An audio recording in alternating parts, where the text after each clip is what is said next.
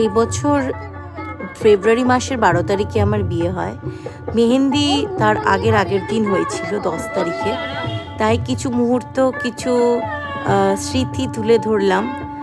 কখন কি গভীর স্মৃতি, যেটা স্মৃতির মণিকোঠাতে থেকে যায়, বন্ধুবান্ধবদের আসা, এটা রিইউনিয়নের মতন।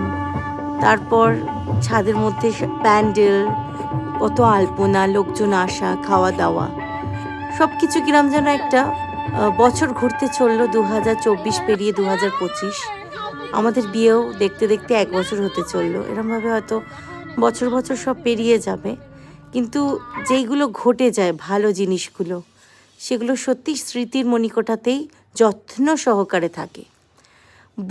বোনেদের আসা যাওয়া, যত রকম কাজিন সিস্টার ব্রাদার্সরা রয়েছে, মজা, হই হুল্লোড়, স্ত্রী বানানো, যত রকম স্ত্রী আচার আছে সবাই সবার মতন করে নেওয়া।